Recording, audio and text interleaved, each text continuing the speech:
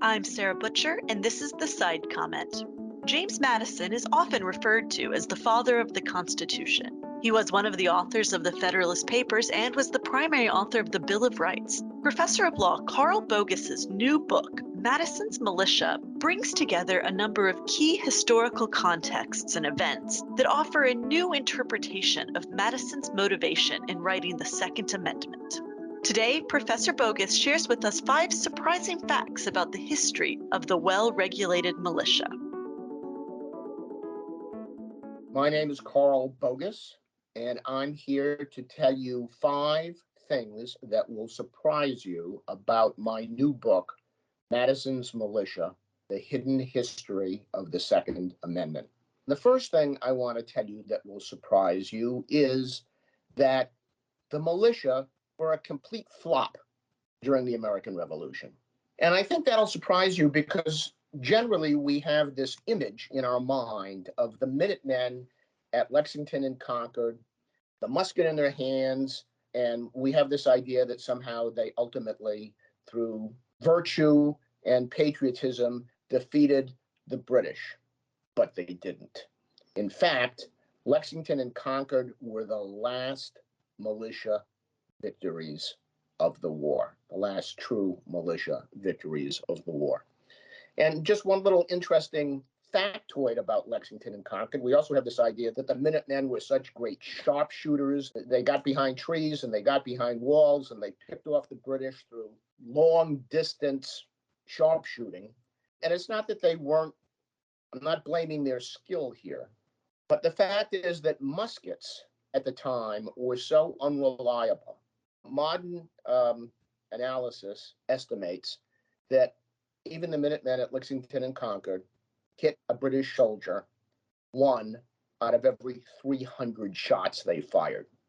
So following Lexington and Concord, we have many other battles. I'm not going to go through them all, but if you've seen the play Hamilton or listened to the recording, you're familiar with George Washington at the Battle of Kips Bay as British were invading Manhattan Island. You're familiar with him watching the militia running and throwing down his hat and exclaiming, "Are these the men with whom I am to defend America?" You might be interested, by the way, in a description of the battle scene by a militia private in a letter home. And he wrote, quote, "When I came upon the spot where the militia were fired upon, the ground was literally covered with arms, knapsacks, staves, coats, hats, and old oil flasks."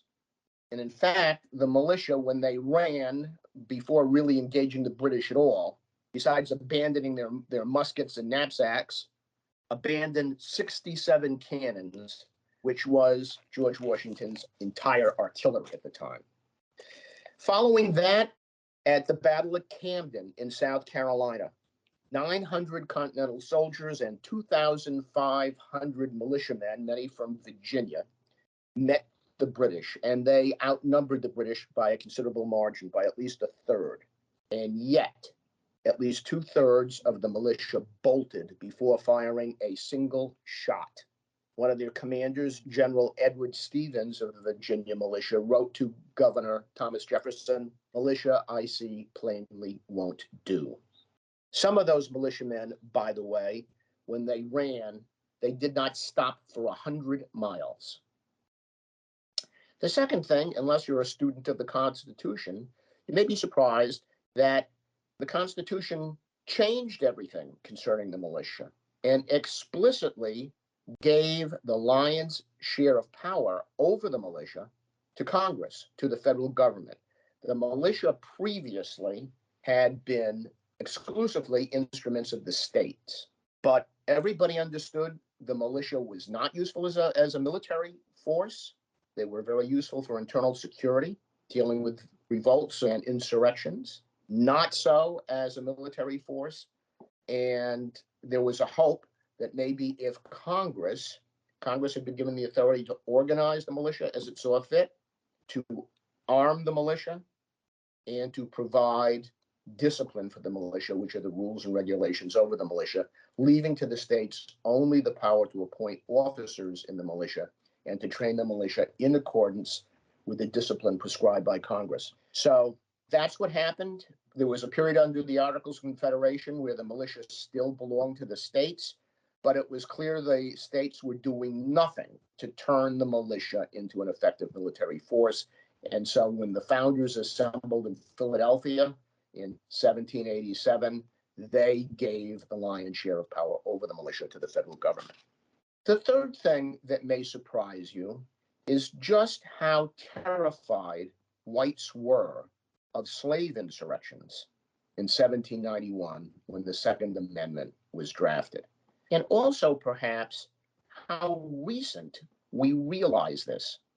At the time, during American slavery, Southern slaveholders had this myth that they perpetuated that their slaves were happy, that they were very kind slaveholders. And the phrase was, the description always was that the slaves were content and docile. And you'll see that phrase over and over and over again. And things really changed in 1943 when a man named Herbert Aptheker wrote a book called American Negro Slave Revolts, in which he cataloged 250 slave revolts or slave conspiracies or rumors of slave conspiracies. It was a controversial book because it really flew against conventional wisdom, but it started a change in how historians viewed how afraid people were of slave revolts at the time. And incidentally, not just in the South, because in 1741 in New York City, in a 3-week period, there were 10 suspicious fires. And the whites were convinced that this was subversion by black slaves. There were then 2,000 black slaves in New York City, a considerable fraction of the New York City population. And what started was a Salem witch hunt type judicial proceeding to try to find out who the slaves were that were doing this. And this just spiraled into total conspiracy theory. And eventually 152 blacks were arrested.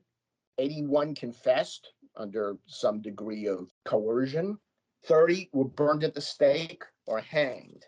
There were also slave revolts in Jamaica in 1763 and 1690 and 1760. And the one in 1760 involved 1,000 slaves, and it took 18 months to extinguish that revolt. And that unnerved as well people in the American colonies, particularly in the slave states in the South. The fourth thing is that one of the most dramatic and consequential events in American history is probably something you've never heard about. And it is a convention in Richmond, Virginia, that took place during the entire month of June 1788, which involved a debate about whether Virginia should ratify the Constitution and join the Union. It wasn't just a debate. These were delegates who were going to vote about whether Virginia should ratify the Constitution. At the time that was held, 8 states had ratified the Constitution, and the Constitution by its terms required that 9 states ratify in order for the United States to come into being and the Constitution to come into effect. But it appeared that if Virginia didn't ratify at that point, there wouldn't be a 9th. And so everything was on the line here as to whether the Constitution would be ratified and the new United States come into being. And this was a dramatic showdown between the Federalists who wanted ratification, represented at that convention by James Madison, Edmund Randolph, who was governor of Virginia, John Marshall, who would go on and become the most consequential Supreme Court justice in history, and a hero of the Revolutionary War named Henry Lee, nicknamed Light Horse Harry, who also happened to be the father of the Confederate Lee, who led the Confederate forces. Opposing them on the other side were the Anti-Federalists, led by Patrick Henry, who was considered the greatest living orator of the day, George Mason, who was considered the brains of the Anti-Federalists, and future American President James Monroe. So you don't get a more dramatic debate than this. And what is highly unusual, we have a very good transcript of the entire month of debate. You'll learn a lot about what these guys said to each other in one of the most dramatic showdowns in American history. And one of the things you'll learn is that Patrick Henry and George Mason accused James Madison of writing a constitution that gave the federal government, which they said was increasingly abolitionist and was faster growing and would soon have control over Congress, gave them the power to undermine the slave system by disarming the militia. As you will recall, the Constitution gave the federal government the power to arm the militia, and Henry said that implied the power to disarm the militia. The vote was very close in Richmond at the end, 88 to 80. The Federalists won. The fifth thing that will surprise you is that when James Madison went off to Congress, nobody wanted a Bill of Rights. Madison had wound up making a political commitment to write one, although he had always been opposed to a Bill of Rights. He believed that rights were better protected through structural features of government rather than what he called parchment barriers. During the ratification debates, the Federalists had opposed the Bill of Rights for a variety of reasons. The Anti-Federalists had claimed they wanted a Bill of Rights and the Constitution shouldn't be ratified until there was one that was added. But the Federalists were in complete control of Congress. They held 91% of the seats in the Senate, 83% of the seats in the House, and even the Federalists no longer cared because they didn't care as much about a Bill of Rights as they did about not ratifying the Constitution. Now they said, we don't really want Congress to write a Bill of Rights. We want a second constitutional convention. And that didn't fly. But Madison was politically committed to write a Second Amendment, and he used the opportunity to cure this accusation that had been leveled against him, the accusation of giving Congress the power to disarm the state militia. Hence, the Second Amendment, a well-regulated militia, being necessary to the security of a free state. There was a motion to change that to defense of a free state. That was defeated. Everybody understood the militia was not going to defend anybody against foreign invasion. The right of the people to keep and bear arms shall not be infringed. It was a neat way of saying, if Congress doesn't arm the militia can nevertheless be armed by the militiamen themselves. Those are not the only 5 things that will surprise you about my book, but those are 5 that will.